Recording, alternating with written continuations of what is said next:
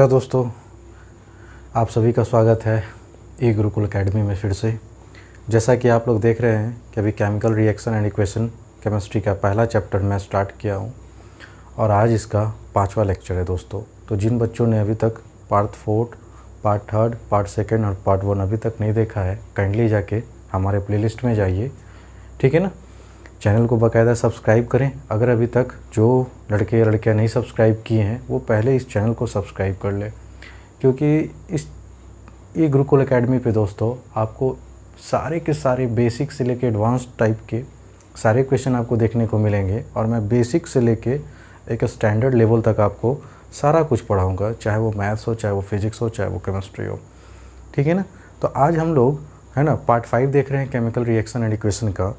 तो इसमें जो टॉपिक हम लोग को पढ़ना है दोस्तों, है ना, वो आपके कभी कभार एग्ज़ाम में 3 नंबर या 2 नंबर के एग्ज़ाम में क्वेश्चन में पूछे जाते हैं, या 3 नंबर मैक्सिमम लेके चलिए। टॉपिक क्या है दोस्तों?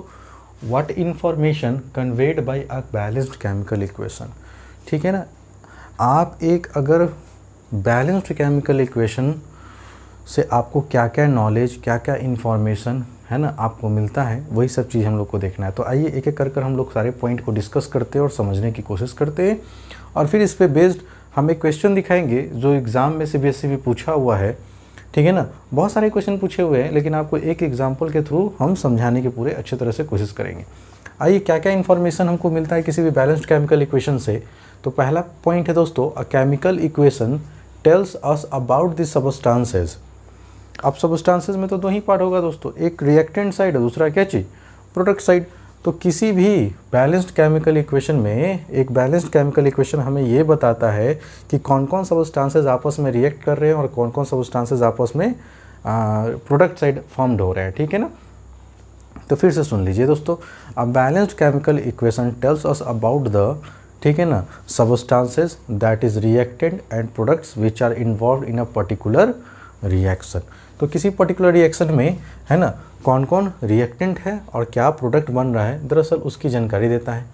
दूसरा पॉइंट है ये दोस्तों, अ chemical equation tells us about the symbols and formula of all the substances involve in a particular reaction. तो आपने देखा था कि जब आप किसी भी केमिकल इक्वेशन को बैलेंस्ड करते हैं ना, तो उसमें किसी एलिमेंट का आपको सिंबल लिखना होता है।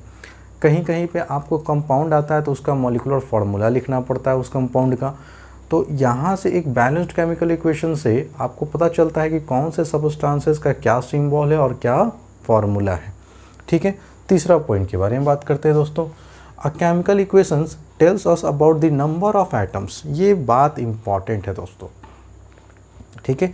कोई भी केमिकल इक्वेशन जो है वो हमें किसकी जानकारी देता है दोस्तों, नंबर ऑफ एटम्स के बारे में बताता है और मॉलिक्यूल्स ऑफ द रिएक्टेंट, ठीक ना।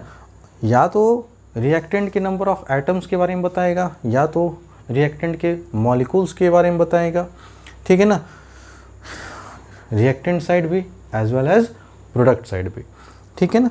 तो आपने देखा होगा कि कभी जब हम लोग बैलेंस्ड कर रहे थे तो कभी आगे 2 लगाना पड़ रहा था ना, तो वो मॉलिक्यूल्स को रिप्रेजेंट कर रहा था, और जब उस मॉलिक्यूल्स को एटम में मल्टीप्लाई कर रहे थे ना, तो हमको total number of atoms reactant side का और total number of atoms to the product side का हमको पता चल रहा था नहीं।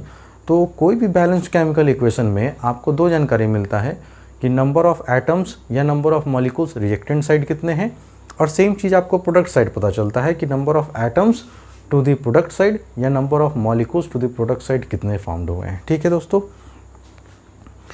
एकदम ध्यान से समझिएगा। चौथा पॉइंट देखिए, एक एक चीज़ मैं बता रहा हूँ दोस्तों। अ chemical equation gives information about the weight of the reactants consumed and the product formed in a chemical reaction. तो आप ये भी देखे थे कि जितने भी सर बैलेंस्ड केमिकल इक्वेशन होते हैं ना, वो law of conservation of mass को सेटिस्फाई करता है, वेरीफाइड करता है, नहीं। तो आपने देखा था कि इधर कितना मास है रिएक्टेंट साइड और इधर कितना मास प्रोडक्ट साइड बना। इधर जितना रिएक्टेंट साइड कंज्यूम्ड होगा उतना ही प्रोडक्ट साइड मास बनेगा दोस्तों, यही ना। मास कभी भी इधर से उधर नहीं होता है। Total mass to the reactant side is always conserved as to the total mass to the product side, ठीक है ना। तो मास कितना कंज्यूम्ड हुआ है रिएक्टेंट साइड और प्रोडक्ट में कितना फॉर्म्ड हुआ है, ये बतलाता है वेट, ठीक है ना दोस्तों, है ना। सबस्टांसेस का हमको पता चलता है कि रिएक्टेंट साइड कितना वेट है और प्रोडक्ट साइड कितना वेट बना। 5वां ये, a chemical equation tells us about the number of gram atom, ठीक है ना, gram moles of the substances that are participating in the reaction. तो आपको एक चीज़ और पता चला क्या दोस्तों, कि अगर कोई भी बैलेंस्ड केमिकल इक्वेशन अगर आप करते हैं तो वहाँ से आपको ग्राम एटम की संख्या या ग्राम मोल्स की संख्या के बारे में आप सबस्टांसेस जो भी इन्वॉल्व है केमिकल रिएक्शन में उसमें कितना ग्राम एटम बना या कितना ग्राम मोल्स बना सबस्टांसेस का रिएक्ट किया आपस में, और कितना ग्राम मोल या ग्राम एटम की संख्या बनी, ठीक है ना। तो ये सारा पॉइंट मैं एग्जाम्पल जब लूँगा ना दोस्तों तो एग्जाम्पल के थ्रू और भी क्लियर होता चला जाएगा, ठीक है। आप फिलहाल एक एक पॉइंट को मैं जैसे जैसे भी बता रहा हूँ ना वैसे वैसे समझते चलिए। छठा पॉइंट क्या है दोस्तों, कि आप ये भी देखे थे सर कुछ केमिकल इक्वेशन जब हम लोग बैलेंस्ड कर रहे थे ना तो उनका फिजिकल स्टेट हम लोग मेंशन कर रहे थे, तो यही इस पॉइंट में आपको चर्चा किया गया है। अब फिजिकल स्टेट तो दोस्तों सॉलिड फॉर्म में हो सकता है, लिक्विड फॉर्म में हो सकता है, गैसियस फॉर्म में हो सकता है ना, ठीक है ना, या प्रेसिपिटेट फॉर्म, ये सब आप पढ़े थे। तो फिजिकल स्टेट हम लोग जनरली 3 चीज़ दिखाते हैं, सॉलिड, लिक्विड और गैसियस सब्सटेंसेस को। तो जो भी रिएक्टेंट साइड भी देखे थे और प्रोडक्ट साइड भी देखे थे फिजिकल स्टेट क्या है। तो जब भी अगर आप बहुत सारे केमिकल रिएक्शन आपको देखने को मिले होंगे अभी तक, तो उसमें आप देखे थे कि मैंने फिजिकल स्टेट्स का भी चर्चा किया था कि ये सॉलिड फॉर्म में है, ये लिक्विड फॉर्म में है, ये एक्वस फॉर्म में है, ये स्टीम फॉर्म में है या गैसियस फॉर्म में है। तो physical state reactant side as well as product side ये जानकारी मिलती है। साथ साथ में ऑल्सो हमको ये भी पता चलता है कि इस रिएक्शन में हीट कितना एब्जॉर्ब हुआ है या कितना हीट इसमें इवॉल्व है, ठीक है, during the reaction provided they are specially mention. तो आपने क्या क्या पढ़ा दोस्तों, एक बार शॉर्ट फॉर्म में रिवाइज कर लेते हैं हम लोग, ठीक है ना। तो हमने अभी तक ये पढ़ा कि सर किसी भी बैलेंस्ड केमिकल इक्वेशन से हम लोग को क्या क्या इन्फॉर्मेशन कन्वेड होता है। सबसे पहला हम लोग पहला पॉइंट पढ़े थे दोस्तों कि किसी भी है ना बैलेंस्ड केमिकल इक्वेशन से हमको ये जानकारी मिलती है कि रिएक्टेंट साइड कौन सबस्टांसेस है और प्रोडक्ट साइड कौन सबस्टांसेस है। रिएक्टेंट साइड कुछ सबस्टांसेस आपस में रिएक्ट किए होंगे तो कोई नया सबस्टांसेस का फॉर्मेशन किए, ये पता चलता है। रिएक्टेंट साइड कौन सा सिंबल, कौन सा सर्फ केमिकल फार्मूला, और यही चीज़ प्रोडक्ट साइड कौन से सिंबल्स और फार्मूला लिखे गए हैं वो उसकी जानकारी देता है। तीसरा आपने ये पढ़ा कि केमिकल रिएक्शन में हमको नंबर ऑफ एटम्स और number of moles of the reactant as well as product के बारे में जानकारी देता है कि रिएक्टेंट साइड कितने नंबर ऑफ एटम्स है, रिएक्टेंट साइड कितने नंबर ऑफ मोल्स है। सिमिलर वे में प्रोडक्ट साइड कितने नंबर ऑफ एटम्स है, प्रोडक्ट साइड कितने नंबर ऑफ मोल्स बने हैं, वो सारी जानकारी मिलता है। चौथा आपने ये पॉइंट पढ़ा कि किसी भी केमिकल इक्वेशन में सर हमको ये पता चलता है कि रिएक्टेंट साइड कितना वेट कंज्यूम्ड हुआ और प्रोडक्ट साइड कितना वेट फॉर्म्ड हुआ। तो एक तरफ खपत होती है तो एक तरफ उसका वही चीज़ उसका बनता है दोस्तों, law of conservation of mass को सेटिस्फाई करता है। ये चौथा पॉइंट हुआ। पांचवा पॉइंट, किसी भी केमिकल इक्वेशन से हमको ये जानकारी मिलता है कि सर उसके कितने नंबर ऑफ ग्राम एटम्स और gram moles of the substances participate कर रहे हैं किसी भी रिएक्शन में। तो ये वाला पॉइंट जो है ना दोस्तों बहुत ही इंपॉर्टेंट पॉइंट है। अगर किन्हीं का मोल्स अगर टॉपिक 9th में अच्छे से पढ़े होंगे तो उनको कोई दिक्कत नहीं होगा, लेकिन अगर जो नहीं भी पढ़े हैं ना 9th में तो उनको 10th में अच्छे से समझ में आएगा। और छठा पॉइंट ये था दोस्तों कि अगर कोई भी सर बैलेंस्ड केमिकल इक्वेशन करते हैं ना तो उससे हमको ये जानकारी मिलता है कि उसका फिजिकल स्टेट रिएक्टेंट साइड क्या क्या है और प्रोडक्ट साइड फिजिकल स्टेट क्या है, एक जानकारी ये मिलती है। दूसरा, हीट एब्जॉर्ब हो रहा है रिएक्शन में कि हीट इवॉल्व हो रहा है, ये जानकारी मिलती है ना। तो ये सब चीज़ हम लोग देखते हैं दोस्तों। तो एक बार आप इसका स्क्रीनशॉट लीजिए और दोस्तों आप लोग एक प्रॉपर नोट्स ज़रूर बनाया कीजिए, ठीक है ना। बहुत बढ़िया से केमिस्ट्री का एक कॉपी बना लीजिए और जैसे जैसे मैं करवा रहा हूँ ना दोस्तों, आप अगर प्रॉपर नोट्स अगर आप मेरा पढ़ते रहे ना तो कोई दिक्कत कहीं केमिस्ट्री में नहीं होगा और पूरा का पूरा क्वेश्चन आपको इसी नोट से मिलेगा बोर्ड में, याद रखिएगा। Take your time please.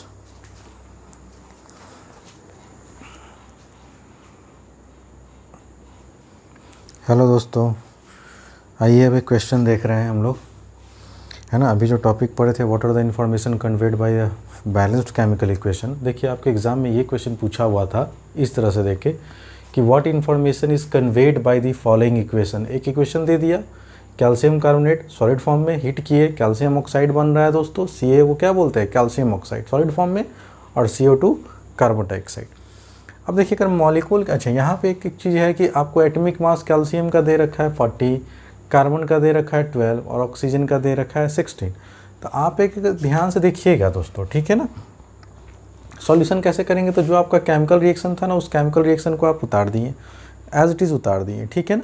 अब आप देखिए यहाँ पे अगर कुछ नहीं लगा हुआ है आगे में तो एक मॉलिक्यूल है, यहाँ भी कुछ नहीं लगा हुआ है आगे में तो एक मॉलिक्यूल है, और यहाँ भी कुछ नहीं लगा हुआ है आगे में दोस्तों, कोई नंबर मल्टीप्लिकेशन फॉर्म में नहीं है तो एक मॉलिक्यूल।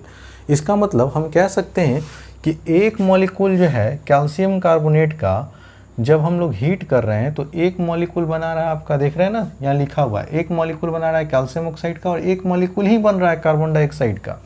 कोई लड़का कहेगा सर मोल में बात कीजिए, तो आप मॉलिक्यूल को हटा दीजिए, आप बोलेंगे एक मोल कैल्शियम कार्बोनेट का हीट करने पे एक मोल बना रहा है कैल्शियम ऑक्साइड का और एक ही मोल बना रहा है कार्बन डाइऑक्साइड का। अब ग्राम एटॉमिक मास की बात कर रहे थे ना, ग्राम एटम जो हम बोले थे वेरी वेरी इंपॉर्टेंट। आइए देखिए, कैल्शियम का एक एटम का जो एटॉमिक मास होता है दोस्तों वो 40 होता है, कार्बन का एक एटॉमिक मास का होता है 12 और ऑक्सीजन का एक एटम का होता है 16। लेकिन यहाँ ऑक्सीजन का कितना एटम है, 3 एटम है ना, तो 3 से जब मल्टीप्लाई करेंगे तो 48 आएगा। टोटल इधर समेशन कीजिए तो आपको पता चला कि कैल्शियम कार्बोनेट का वेट कितना लिया गया था, रिएक्टेंट साइड 100 ग्राम, ठीक है। तो राइट साइड साइड भी हमको 100 ग्राम आना चाहिए वेट। अब यहाँ देखिए कैल्शियम का फिर से देखिए एक ही एटम है तो 40 और ऑक्सीजन का एक ही एटम तो 16, तो 40 और 16 को जोड़े एटॉमिक मास कितना मिला दोस्तों, 56 ग्राम। ठीक इधर देखिए कि कार्बन का एक एटम का एटॉमिक मास होता है 12, ऑक्सीजन का एक एटॉमिक मास होता है 16, लेकिन यहाँ पे 2 एटम है तो 16 दूनी कितना करेंगे 32, और इन दोनों को जोड़िए तो 44 ग्राम। अगर आप 56 ग्राम और 44 ग्राम को जोड़ते हैं प्रोडक्ट साइड तो आपको 100 ग्राम मिलता है कि नहीं मिलता है, आप ऐड कर देख लीजिए दोस्तों। तो ये law of conservation of mass को सेटिस्फाई कर रहा है, ठीक है। तो हमने देखा मॉलिक्यूल के रिस्पेक्ट में, हमने देखा मोल के रिस्पेक्ट में, हमने देखा वेट के रिस्पेक्ट में, ग्राम एटम, ग्राम मॉलिक्यूल के रिस्पेक्ट में देखें हम लोग, ग्राम एटम के रिस्पेक्ट में देखें। अब इसी चीज़ को कैसे लिखना है, तो ये 5 पॉइंट आपको लिख देना है दोस्तों। पहला पॉइंट क्या लिखेंगे कि कैल्शियम कार्बोनेट, इस हिस्से में क्या मिल रहा है, देखिए कि कैल्शियम कार्बोनेट जो है सर हीट करने के टूट रहा है, डिकम्पोज कर रहा है, किसमें किसमें, एक सिंगल कंपाउंड अगर एक से अधिक सब्सटेंस में टूटता है ना दोस्तों तो उसको केमिस्ट्री में हम लोग कहते हैं इट डिकम्पोजेज। डिकम्पोज मतलब होता है टूटना, ब्रेक डाउन होना, ठीक है ना। तो अगर एक सिंगल कंपाउंड 2 या 2 से अधिक सब्सटेंसेस में ब्रेक होता है ना तो उसको कहते हैं डिकम्पोज, और डिकम्पोज ऑलवेज कैसे करेगा दोस्तों, हीट करने पे। तो आप सीधे बोलेंगे सर कि calcium carbonate upon heating decomposes to give, क्या क्या दे रहा है दोस्तों, कैल्शियम ऑक्साइड, कार्बन डाइऑक्साइड, ठीक है। ये पहला पॉइंट क्लियर हो गया होगा। आइए सेकंड पॉइंट, अगर हम लोग सिंबल इक्वेशन में बात करें तो सिंबल इक्वेशन में क्या बोलेंगे कि सर CaCO3 जो है ना डिकम्पोज कर रहा है और क्या बना रहा है, कैल्शियम ऑक्साइड। बस यहाँ पे ये वर्ड था, यहाँ पे हम यहाँ फार्मूला इसका यूज़ कर रहे हैं, कैल्शियम ऑक्साइड का CO और कार्बन डाइऑक्साइड के लिए CO2, काफ़ी इजी है दोस्तों, ठीक है ना। अब यही 3 पॉइंट जो है ना दोस्तों लास्ट में लिख दीजिए कि एक मॉलिक्यूल कार्बन कैल्शियम कार्बोनेट का सर हीट करने पे एक मॉलिक्यूल बना रहा है कैल्शियम ऑक्साइड का, एक मॉलिक्यूल बना रहा है कार्बन डाइऑक्साइड का। अगर किन्हीं को मोल में बात करना है तो बोलेंगे कि एक मोल कार्बन कैल्शियम कार्बोनेट का हीट करने पे डिकम्पोज कर एक मोल बना रहा है कैल्शियम ऑक्साइड का और एक ही मोल बन रहा है कार्बन डाइऑक्साइड का, ठीक है ना। और जिनको अगर वेट के रिस्पेक्ट में बात करना है तो आप बोलिएगा कि 100 ग्राम कैल्शियम कार्बोनेट का सर है ना हीट करने पे डिकम्पोज कर 56 ग्राम बना रहा है कैल्शियम ऑक्साइड का और 44 ग्राम बना रहा है किसका दोस्तों, कार्बन डाइऑक्साइड का। तो ये छोटे से क्वेश्चन अगर इस तरह के एग्जाम में क्वेश्चन आएंगे तो आप बात कीजिएगा मॉलिक्यूल से, मोल से और फिर वेट से। ये लास्ट के 3 बात लिख देंगे, ऊपर में वर्ड वाले में लिख देंगे कि भाई फलाना कंपाउंड इधर क्या पता चला कि कैल्शियम कार्बोनेट है, इसको हीट कर रहे हैं तो फलाना कंपाउंड कैल्शियम ऑक्साइड और कार्बन डाइऑक्साइड बन रहा है। वर्ड इक्वेशन में लिखिए और वर्ड इक्वेशन के बाद सिंबल और फार्मूला इक्वेशन में लिख दीजिए फर्स्ट और सेकंड पॉइंट में। थर्ड पॉइंट में एक मॉलिक्यूल की बात कीजिए, फिर फोर्थ पॉइंट में मोल के रिस्पेक्ट में बात कीजिए और फिर वेट के रिस्पेक्ट में बात कर दीजिए दोस्तों। बहुत इजी टॉपिक है, टेक योर टाइम प्लीज़।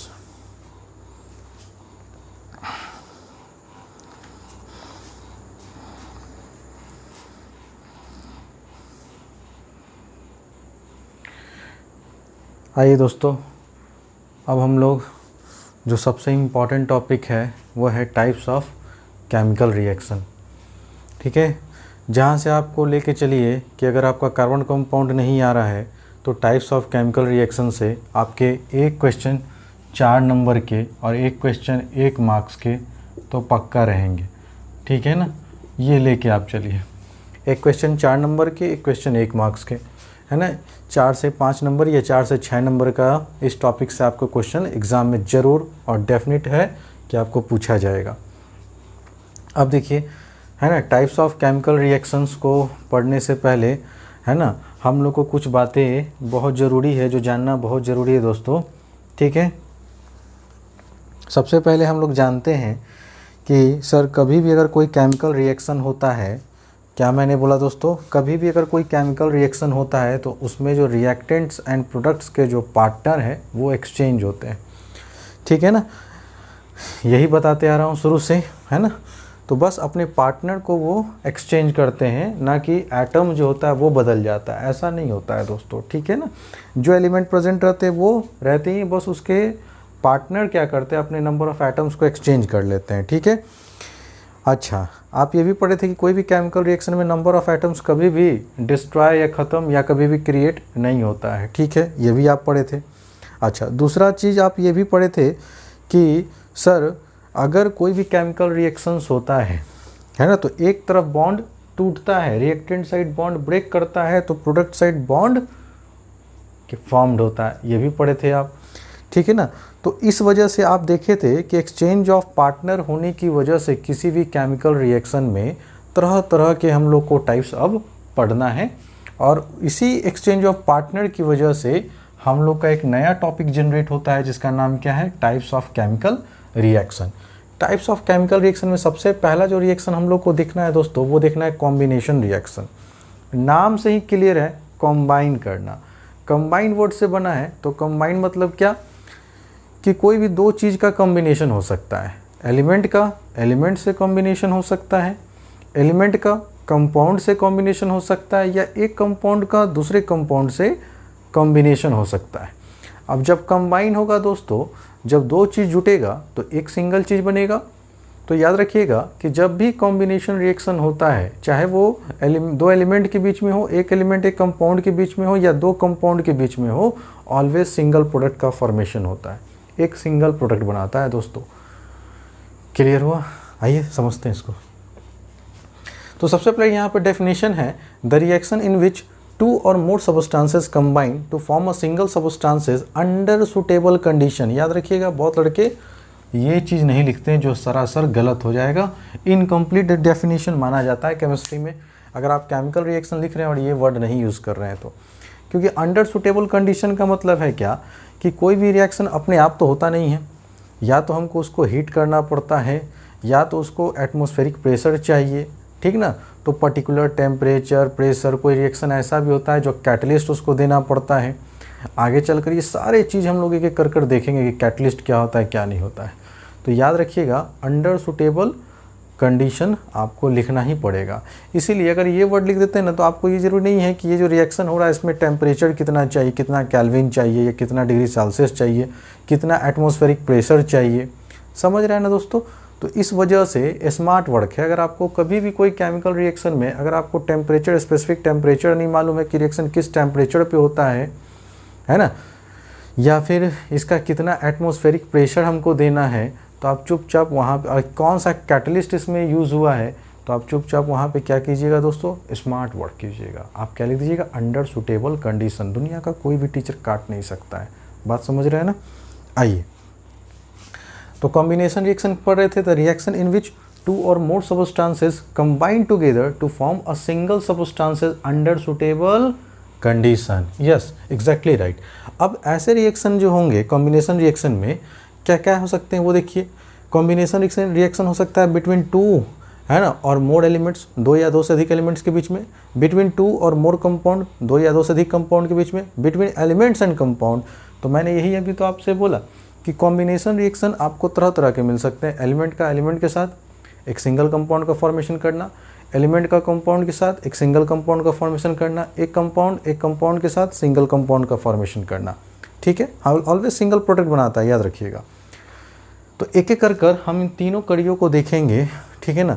और आइए, सबसे जो पहला इम्पॉर्टेंट आपका केमिकल रिएक्शन है कॉम्बिनेशन रिएक्शन का, जो आपके एनसीईआरटी बुक में जो है दोस्तों, वो हम बात कर रहे हैं, वो पहला रिएक्शन आप देखिए ध्यान से, एग्जाम्पल के तौर पे ये मैंने पहला रिएक्शन लिया है, ठीक है ना।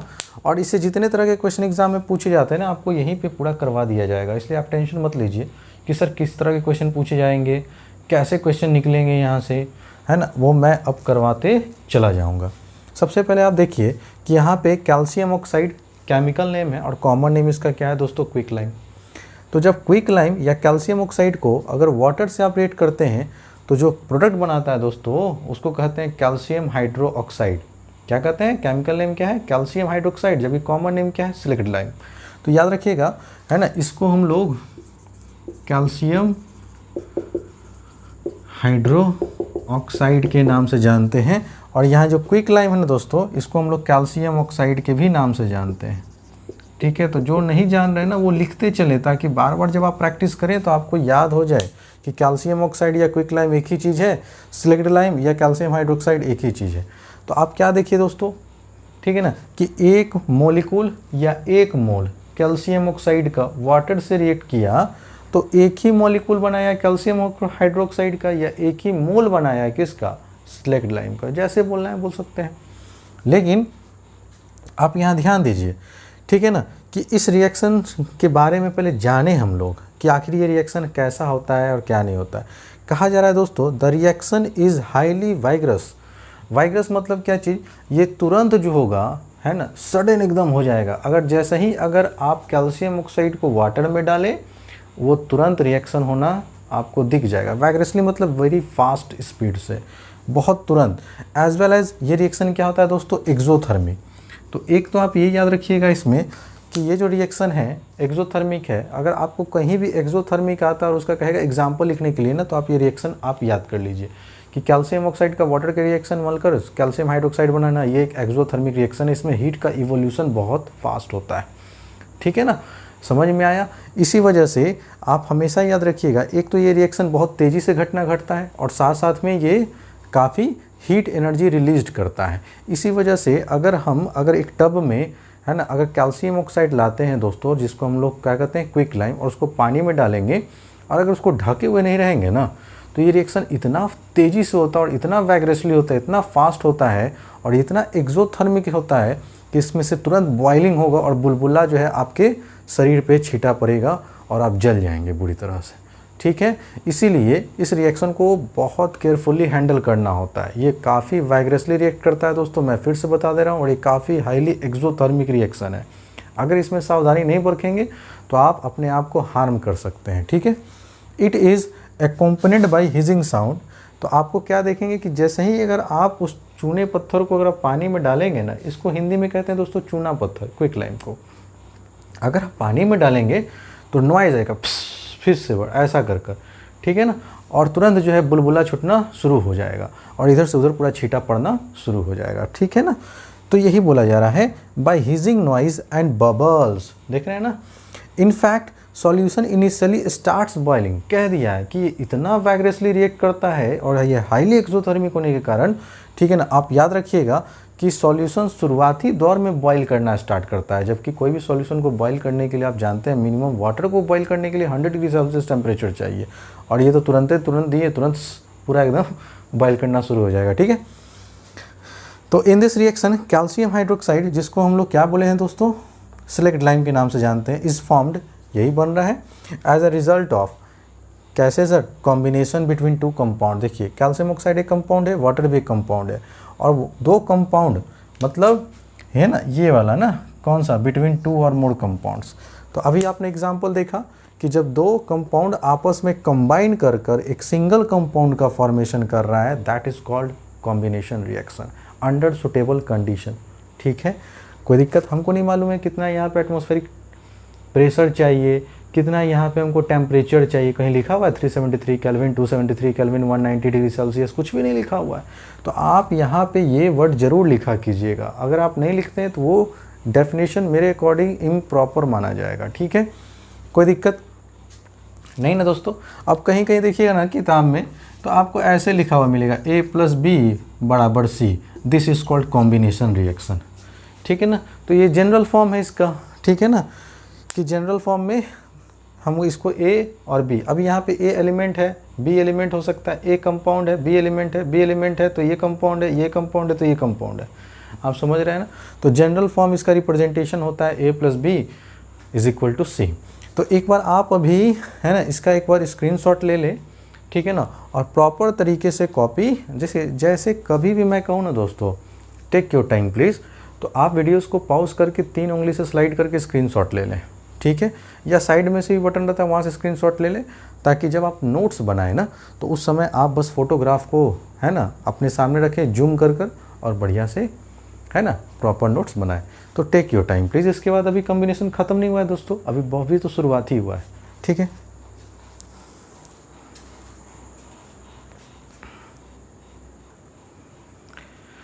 हाय दोस्तों, इस रिएक्शन को आगे देखते हैं कि सर क्विक लाइम जो था मेरा, ठीक है ना, जिसको हम लोग कैल्शियम ऑक्साइड बोल रहे थे, तो आपने देखा था कि ये सेलेक्ट लाइम का फॉर्मेशन करता है। अब अगर हम इस सेलेक्ट लाइम को, ये जो हमारा कैल्शियम हाइड्रोक्साइड बना है दोस्तों, ये जो सेलेक्ट लाइम है, इसका अगर जो हवा में, आप जानते हैं कि हवा में क्या मौजूद होता है, different types of gases present रहते हैं।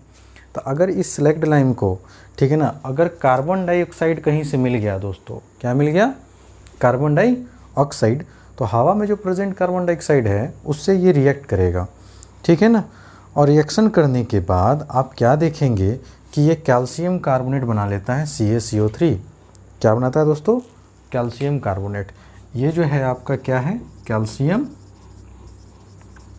कार्बोनेट है, ठीक है, जिसको हम लोग CaCO3 कहते हैं, प्लस H2O वाटर का फॉर्मेशन करता है।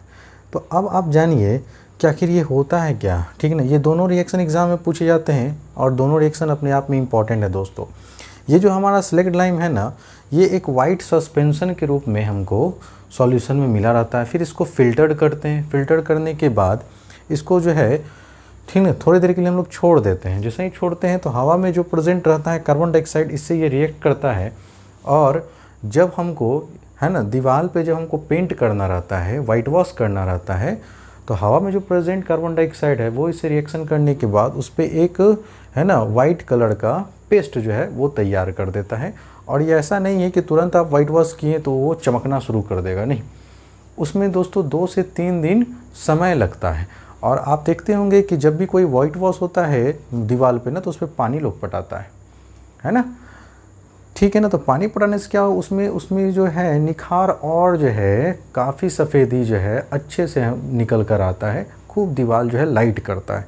आप समझ रहे हैं ना दोस्तों। तो याद रखिएगा ये जो तरीका है, इस तरीका को हम लोग कहते हैं वाइट वॉश।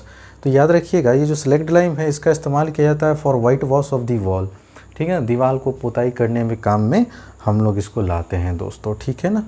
तो अभी आपने देखा कॉम्बिनेशन रिएक्शन का एक इम्पॉर्टेंट है ना, 2 इम्पॉर्टेंट रिएक्शन, वो दोनों इम्पॉर्टेंट रिएक्शन अपने आप में इम्पॉर्टेंट है दोस्तों।